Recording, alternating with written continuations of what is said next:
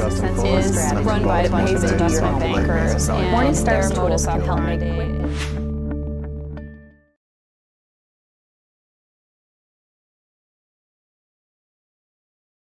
Je vais parler très rapidement, je vais très rapidement nous situer dans l'univers de la gestion, dire qui nous sommes et quel est notre style d'investissement.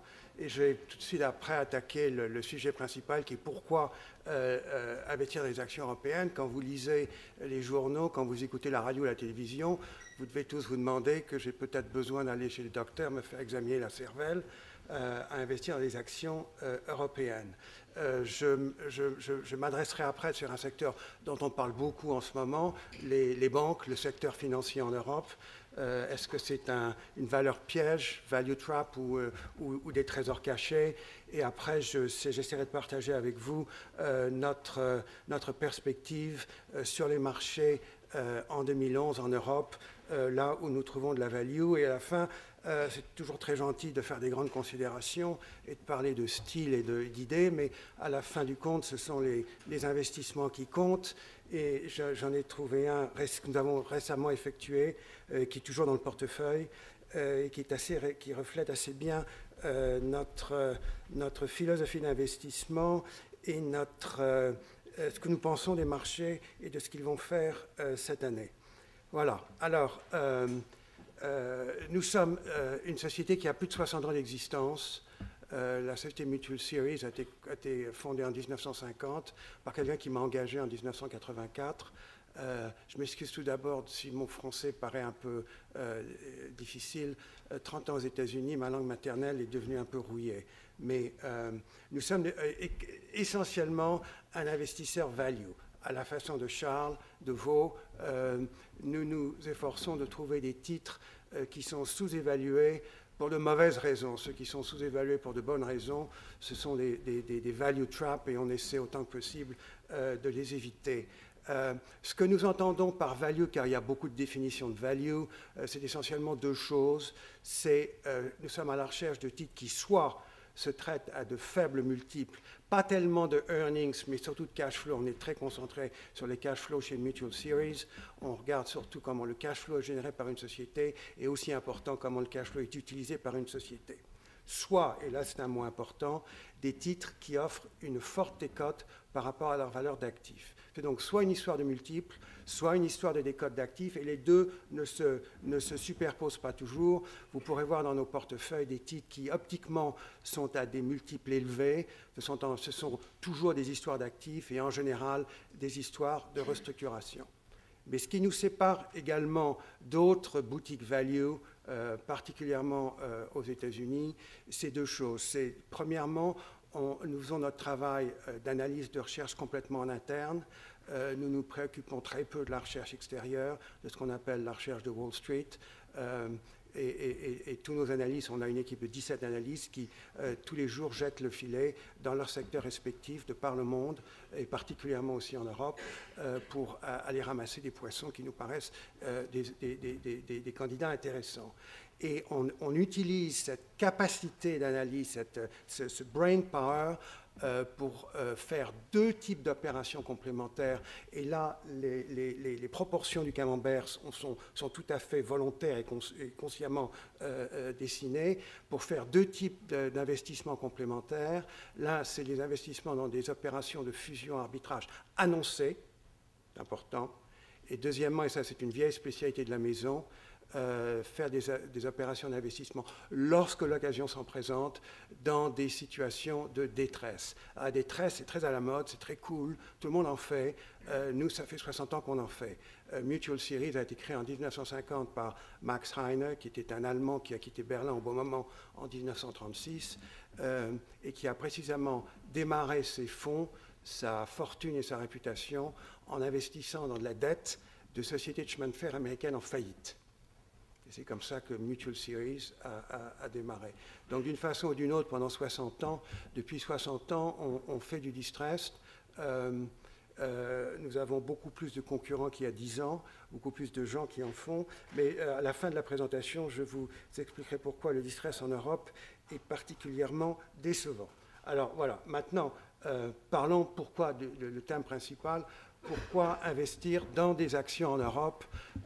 Tout le monde écoute tous les matins les commentaires d'observateurs, les titres de journaux. L'Europe est en très mauvaise posture et il est très certain qu'il y a des obstacles extrêmement significatifs, ce qu'on appelle en américain des headwinds tout à fait importants dont il faut être conscient. Et la source de tout ça, c'est bien entendu la crise de la dette souveraine, particulièrement les pays de la périphérie sud de l'Europe.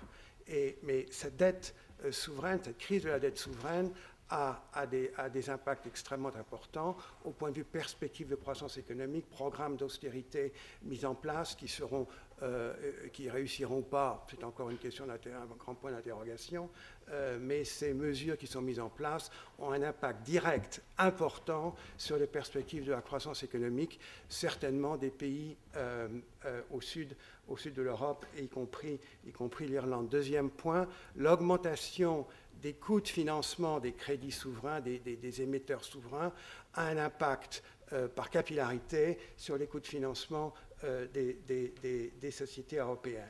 Et il y a bien entendu le grand problème de la détention des dettes de ces pays européens. Les dernières données statistiques de la Banque des règlements internationaux au mois de décembre de l'année dernière parlent de plus de 2200 milliards de dollars détenus par l'ensemble des banques privées et publiques européennes sur les 5 pays dont nous entendons tous parler tous les jours. Et ces 2,2 trillions de dollars sont à comparer à un ensemble de positions en capital, de core capital de toutes ces banques qui est à peu près d'environ 1,5 trillion. Donc vous avez un problème tout à fait réel qui se pose là. Il y a également une question qui se pose beaucoup aux États-Unis. Moi, j'ai beaucoup de mal à convaincre mes associés américains et d'autres collègues américains que l'euro ne va pas forcément disparaître dans les 6 prochains mois. Vous avez beaucoup de commentaires aux États-Unis qui s'appuient sur une politique monétaire unique, 17 politiques budgétaires et fiscales différentes. C'est une recette pour aller à l'échec. C'est complètement impossible. Donc le futur de l'euro, effectivement, particulièrement en ce qui concerne la Grèce, est une question qu'il est tout à fait bon de se poser. Alors, ceci dit, lorsque vous regardez l'Europe, moi je suis frappé par le contraste entre ce qui se passe au niveau souverain et puis ce qui se passe au niveau des sociétés. Vous avez entendu Charles parler de la bonne santé des sociétés européennes. Ben, je ne peux qu'être d'accord avec lui. Les sociétés européennes, depuis 10, 15, 20 ans, ont traversé une phase de restructuration importante, douloureuse, mais ce sont en général maintenant, en grande majorité, des sociétés qui sont en bonne santé, qui ont des bons bilans et qui ont des positions concurrentielles bien établies et tout à fait défensives. Alors, au niveau macro, I was jumping the gun already, mais au niveau macro, vous avez que tout n'est pas noir. Tout est très très noir au sud de l'Europe, mais lorsque vous regardez ailleurs en Europe, les données macro ne sont pas aussi mauvaises qu'on l'estime, particulièrement en Allemagne, mais aussi en France, en Suisse, au Benelux et même en Scandinavie. Et vous avez là deux graphes qui sont là pour supporter ce que je veux dire. Important, très très important, et Charles en parlait également, les actions européennes sont très peu, enfin, les niveaux d'évaluation sont historiquement très bas. Et ça, c'est en date du 31 mai. J'ai pris 2 indices comparables, l'Eurostoxx 600 et le S&P 500, et que ce soit au point de vue price earning, price to cash flow, ce que l'on regarde beaucoup plus, et le dividend yield, il y a quand même une différence saisissante. Et je voudrais surtout attirer votre attention sur ça, parce que des rendements de dividendes de sociétés qui sont supérieurs aux obligations gouvernementales allemandes, qui sont aujourd'hui, non pas juste en dessous, mais juste au-dessus de 3,06 ce matin. Moi, ça fait 25 ans que je m'occupe d'actions, ça ne se voit pas tous les jours. Et chaque fois dans le passé, c'était des occasions d'achat tout à fait intéressantes. Okay, donc ça, c'est important. Alors, la réponse de tout le monde, c'est bien sûr, c'est beaucoup moins cher qu'aux États-Unis. Ben, c'est bien entendu pourquoi? Parce que les perspectives de croissance économique en Europe sont beaucoup moins intéressantes qu'en Amérique et bien entendu dans les autres pays émergents, l'Asie bien sûr et encore mieux la Chine. Ça j'y reviendrai plus tard. La deuxième chose positive au point de vue en ce qui concerne les sociétés en Europe, j'en ai parlé, les sociétés européennes sont en bonne croissance, les bénéfices continuent à monter, les rendements continuent à monter, la productivité des sociétés européennes, qui étaient bien inférieures aux sociétés américaines il y a 10 ou 15 ans, est maintenant quasiment au même niveau que les sociétés américaines, et ça, c'est expliqué par ce phénoménal période de restructuration que les sociétés européennes ont entreprise et qui a été très, très largement sous-estimée ou manquée par bon nombre d'observateurs. Donc ça, c'est un point, à mon avis, capital. Alors, là où ça devient intéressant, quand les gens vous disent « Oui, les sociétés européennes, c'est pas cher, mais il y a de bonnes raisons pour ça. » Alors là, c'est là où ça devient vraiment intéressant. Parce qu'il y a en Europe d'énormes sociétés, beaucoup de sociétés, qui sont européennes par leur domiciliation, qui sont européennes par le fait qu'elles sont cotées sur une bourse européenne, mais qui, à la fin du compte, ne sont pas très européennes dans leurs activités. Vous avez beaucoup de sociétés européennes qui dérivent une grande partie de leur chiffre d'affaires et de leurs profits de régions en dehors de l'Europe, États-Unis, Asie, Chine, bien entendu, qui jouissent d'une croissance économique beaucoup plus importante. Et je me réfère bien entendu aux gros exportateurs européens. N'oubliez pas que les exportations sont une part très très importante du PNB européen, incomparablement supérieure aux États-Unis, et encore de façon encore plus importante en Allemagne, où près d'un tiers du PNB allemand est constitué par des exportations.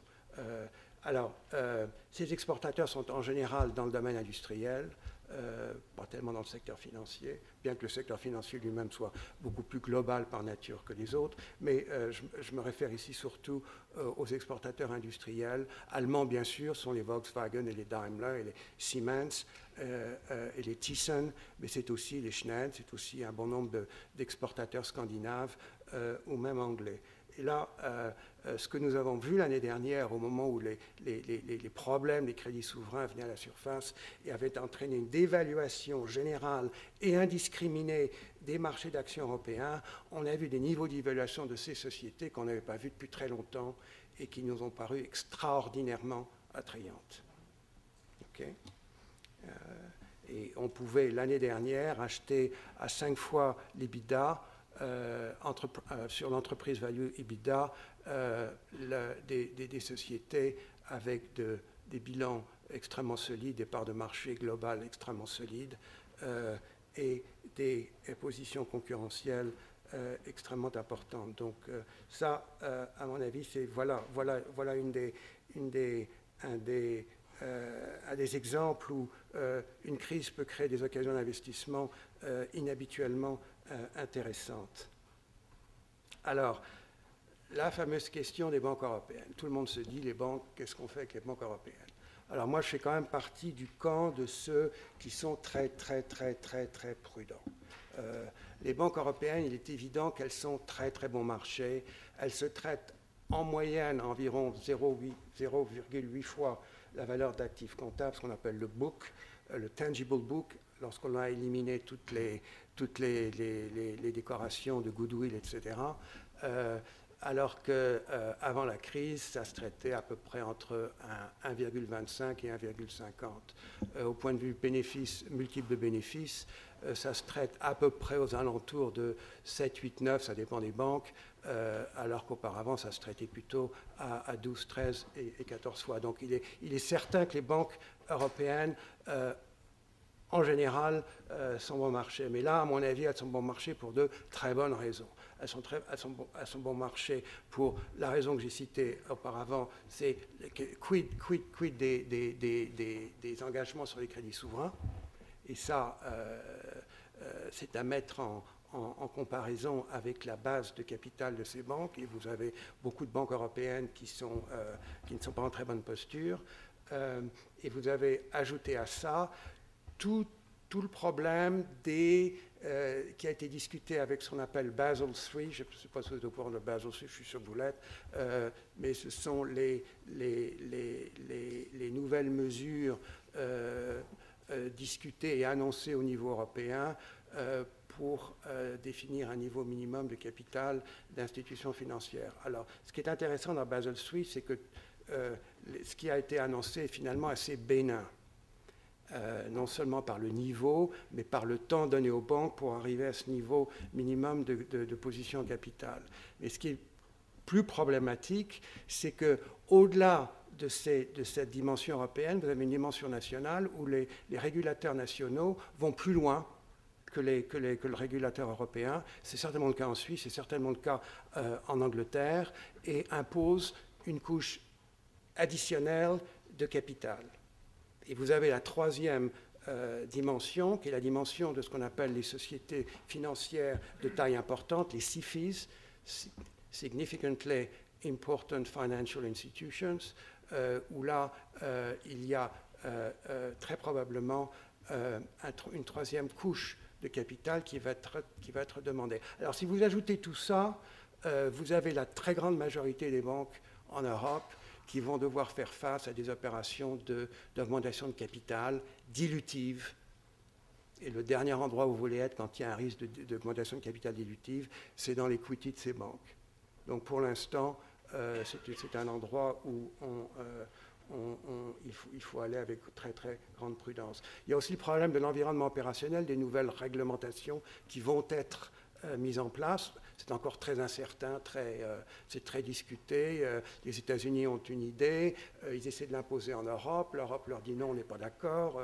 Donc c'est encore très fluide, mais le futur de l'environnement opérationnel de ces banques peut avoir un impact important sur leur rendement, sur leur profitabilité et donc sur leur évaluation boursière.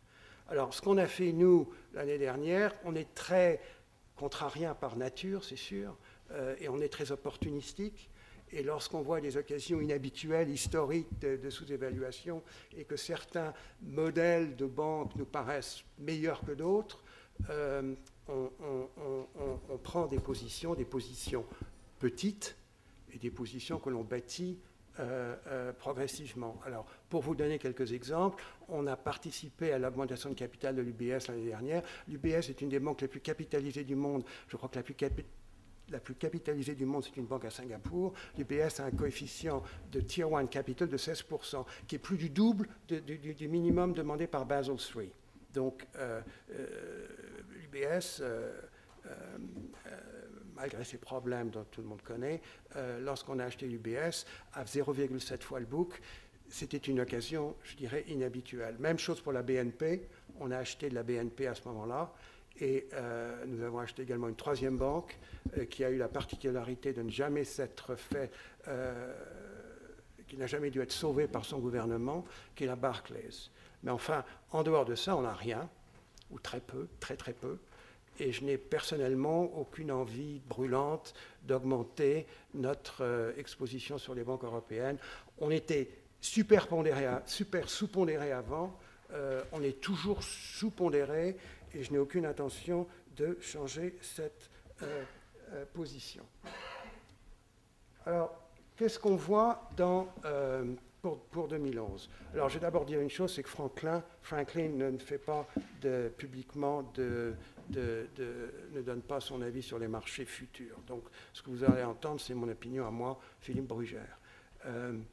Ce que je vous ai dit récemment auparavant sur les exportateurs européens, c'est un peu l'histoire de l'année dernière. Comme on dit en anglais, it's a bit long in the tooth for a story. Il y a bon nombre de positions industrielles que nous avons prises, qui ont bien marché et qui sont, pour être très franc, plus près de la sortie que de l'entrée. Okay? Donc, à mon avis, il y avait des occasions tout à fait inhabituelles l'année dernière. C'est encore une bonne idée, mais ce n'est plus une idée très nouvelle. Et à mon avis, maintenant, je crois qu'il faut regarder une chose, c'est que l'Europe L'Europe, ça n'existe pas. L'Europe, c'est une moyenne. Et comme toute moyenne, ça n'existe pas. L'Europe, c'est la moyenne d'une moitié sud, méridionale, qui a des problèmes réels, importants, significatifs, qui sont là et dont la résolution n'est pas sûre. Et nous n'avons, nous, à Mutual Sea Risk, quasiment aucune exposition dans ces pays. Et par contre, vous avez une Europe du Nord, la moitié nordique de l'Europe est en excellente santé. Elle jouit d'un environnement d'intérêt, de taux d'intérêt extrêmement favorable. L'environnement de société est en pleine santé, comme je vous l'ai dit. Et vous avez quand même des sociétés maintenant qui sont moins orientées vers l'extérieur, qui sont plus orientées vers la région, plus, je dirais, domestiques d'un point de vue régional, qui nous paraissent tout à fait intéressantes. Et là, je donne deux secteurs. L'un est la santé, pharma, et l'autre sont les télécommunications. La santé, les valeurs pharmaceutiques européennes se sont traitées historiquement à 20 fois les bénéfices. Maintenant, elles se traitent à 10. Elles se traitent à 10 et parfois à moins. Et pourquoi? Pourquoi? Parce que les marchés ont pris peur de l'expiration des licences d'exclusivité sur certains de leurs produits phares, ce qu'on appelle le generic cliff, le patent cliff. Et c'est ça qui a provoqué la chute des multiples de 20 à 10. Mais alors, ce qui est intéressant, c'est qu'il y a quand même quelques sociétés en Europe qui ont fait face à ce problème des génériques et qui ont pris des mesures pour résoudre ce problème. Pas tellement d'un point de vue de pipeline de nouveaux produits, mais essentiellement, il faut regarder les choses en face, par des opérations de croissance externe. Et pour vous donner un exemple, par exemple Sanofi en France, que vous connaissez tous, Sanofi après l'opération de Genzyme, ils ont payé cher, c'est certain, mais d'un point de vue stratégique, l'intégration de Genzyme va être extrêmement bénéfique à Sanofi. Et donc acheter du Sanofi à 8,5 ou 9 fois les bénéfices, à mon avis, me semble une bonne chose. Dans le domaine des télécommunications, chez nous, vous savez, quand on regarde une société, ça part toujours avec des niveaux d'évaluation faibles. C'est ça qui attire notre attention. Et on se demande, la grande partie du travail, c'est de découvrir pourquoi c'est bon marché. Et la plupart du temps, on se dit, oui, c'est bon marché pour bonne raison. Et les télécommunications, il était certain que c'était très bon marché, surtout d'un point de vue de génération de cash flow, de rendement de cash flow. Un des outils d'évaluation qu'on utilise beaucoup chez nous d'un point de vue analyse, c'est le free cash flow yield, qui est le rendement du cash flow disponible pour soit retourner aux actionnaires, pour soit faire des opérations de croissance externe, après avoir payé les dépenses d'investissement, les frais financiers et les impôts, avant les dividendes. Car dividende, c'est un retour aux actionnaires. Donc, lorsque ces sociétés ont commencé à générer des rendements de free cash flow yield à 2 chiffres, au-dessus de 10%, ça a commencé à nous intéresser beaucoup. Donc, on s'est rendu compte dans ce secteur que le marché, à notre avis, sous-évaluait les perspectives de croissance de trafic de données. Tout le monde est tout à fait conscient de la chute structurelle, du déclin structurel des lignes terrestres, de la téléphonie terrestre, et de l'environnement réglementaire de plus en plus difficile pour la téléphonie mobile, surtout en ce qui concerne les taux de termination rates pour les appels.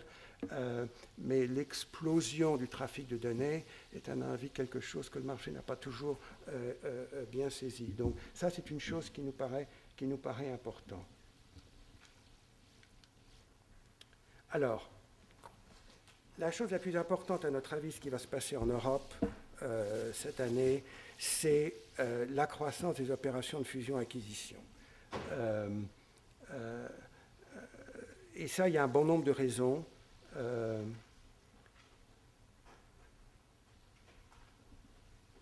D'abord, vous avez de bons cash flow dans la majorité des sociétés européennes. Il y a d'excellents cash flow. Deuxièmement, quand vous êtes le patron d'une société avec de bons cash flow, un bon bilan et des perspectives de croissance de votre top line, de votre chiffre d'affaires plutôt médiocre, qu'est-ce que vous faites? Vous commencez à regarder s'il n'y a pas moyen de mettre un peu de nitroglycérine dans votre top line par des opérations de croissance externe. Donc moi, je passe mon temps à rencontrer des chefs d'entreprise. Le contact avec le management est l'outil et la clé de voûte de notre processus d'investissement. Et donc, moi, je suis absolument convaincu qu'un grand nombre de sociétés européennes sont à la recherche d'acquisition. Les bilans sont solides. Les sociétés ont accès au marché des capitaux, elles n'ont pas besoin des banques pour se faire financer. De toute façon, les banques ne veulent pas financer parce qu'elles ont des contraintes, de bilan. Donc, mais les marchés obligataires sont encore bien ouverts. Donc, les sociétés ont du cash dans leur bilan et en plus de ça, elles ont accès au marché des capitaux à des conditions d'intérêt qui sont extrêmement importantes. Philippe, on va d'ici quelques minutes prendre aussi les questions de la... J'ai presque fini. Non, je vous en prie. Presque fini. Donc, ça ne coûte pas beaucoup. Les coûts de financement ne sont pas importants. Alors, pour l'instant, il n'y a pas grand-chose en Europe. Les États-Unis sont beaucoup plus rapides, sont beaucoup plus en avance. Mais moi, je pense que l'eau est en train de commencer à bouillir en Europe. Voilà, les sociétés sont encore très conservatrices. La taille des deals est très faible encore par rapport à l'historique. Il y a très peu d'opérations hostiles. Les deals en cash sont encore très prédominants. Et tout ça, c'est le signe d'une phase de début, d'une phase initiale de fusion. Et les primes sont encore à des niveaux historiquement bas. Alors, vous voulez tous savoir, je pense, quelles vont être les sociétés qui vont être achetées. Alors, vous êtes déçus. Mais j'ai quand même essayé de trouver des secteurs, des secteurs alors, voilà, où sont les bilans les plus solides? Ce sont dans les nouvelles technologies, l'énergie, la santé et la consumer discretionary. Quels sont les secteurs qui sont plus fragmentés qu'aux États-Unis? Donc là où le potentiel de consolidation est le plus grand. La vente au détail de produits alimentaires, food retail, les médias, les télécoms et les biens d'équipement, et où sont les free cash flows les plus abondants, bien entendu dans les télécoms, je viens d'en parler, mais également dans les matériaux. Et comme vous voyez sur le graphe, les fusions, acquisitions et la santé du marché, il y a une très, très grande corrélation. Voilà. Alors, un petit mot rapide sur la détresse. Comme je vous l'ai dit, il n'y a rien à faire en Europe. Il n'y a rien à faire en Europe pour la raison très simple, c'est qu'il n'y a pas eu de faillite industrielle retentissante en Europe depuis un moment. La dernière dont je me souviens, c'est Eurotunnel, et on était très, très impliqués dans Eurotunnel. La source principale aux États-Unis d'investissement de détresse sont les banques. Ce sont les banques qui vendent leurs crédits. Pourquoi c'est la source principale? Parce que les crédits bancaires sont les crédits les plus seniors dans le totem des créanciers d'une société. Ce sont les crédits les plus collatéralisés en général et donc les plus intéressants, les moins risqués. Et les banques européennes font un peu la politique de l'autruche, sont tout à fait réticentes à se désendetter et à lâcher des actifs, donc à lâcher des crédits. La dernière raison est une raison d'équilibre entre la demande et l'offre. C'est qu'il y a, moi je suis surpris régulièrement par la facilité avec laquelle les private equity funds, les hedge funds, particulièrement aux États-Unis, lèvent des milliards et des milliards et des milliards de dollars pour faire du distress en Europe. Alors vous avez des montagnes d'argent qui cherchent à s'investir et fort peu d'opérations, fort peu de marchandises de détresse, et le résultat est bien simple, le rapport qualité-prix n'a aucun intérêt. Alors je regrette ça parce que comme la fusion-acquisition, l'investissement de fusion-acquisition et l'investissement de détresse offrent historiquement une très très grande décorrélation par rapport au marché, et ça aide beaucoup à gérer la volatilité. Pour nous, la volatilité, c'est l'ennemi, et investir dans de l'arbitrage ou du distress aide beaucoup à réduire ça. Voilà. Maintenant, si vous êtes intéressé sur Thyssen, pour vous donner deux mots sur Thyssen. Thyssen est un conglomérat allemand, vous le connaissez bien. C'est un conglomérat qui a toujours eu une évaluation de conglomérat de faibles multiples pour de bonnes raisons. La raison principale, c'est que le processus d'allocation de capital chez Thyssen a toujours été très médiocre. Beaucoup plus intéressé par la taille, les positions de marché que le rendement des capitaux investis. Et ce qui a été pour nous intéressant, parce qu'une chose importante, c'est lorsque vous trouvez une société, un candidat d'investissement qui est bon marché, c'est la moitié de l'équation. L'autre moitié de l'équation, c'est d'essayer de venir avec un scénario ou des scénarios de catalyseurs qui vont permettre de réduire ou d'éliminer cette sous-évaluation. Et dans mon expérience, le catalyseur le plus important, c'est l'arrivée d'un nouveau management. Moi, ça fait bien longtemps que je m'occupe de ça, et de très très très très loin, l'arrivée d'un nouveau CEO est le catalyseur le plus important. Ouais, ça, c'est arrivé chez Thyssen en novembre dernier, quelque part ici. L'annonce d'un nouveau CEO est arrivée. On le connaissait très bien parce qu'il était avant le patron d'une des divisions de Siemens, où il avait très bien marché, et le fait qu'il était engagé par Thyssen comme CEO pour réorganiser la société, pour nous, était un signal extrêmement puissant, extrêmement important. Et comme espéré, pas tellement attendu, mais comme espéré, il a annoncé il y a maintenant 2 mois un programme important de restructuration, de vente de bon nombre de leurs activités, à peu près 16% de leur chiffre d'affaires, 35 000 sur 150 000 employés, c'est beaucoup, c'est un programme de restructuration tout à fait profond. Ça a été très très bien repris par le marché, parce que là, c'est là où ça a été annoncé. Et maintenant, l'histoire de Thyssen est une histoire d'exécution du programme, car les gens savent ce qui va se passer, la vente des opérations d'acier inoxydable, la vente des activités automotives, la vente de certaines activités navales, construction navale, d'ingénierie navale, mais il n'est pas du tout impossible, si tout se passe comme attendu, que Thyssen bénéficie non seulement d'une croissance de ses bénéfices, de ses earnings per share de façon importante, mais également jouisse d'une réévaluation des multiples, donc une augmentation de multiples. Donc là, vous avez un double effet de levier. Voilà. Bravo. Ça va ? Il nous reste quelques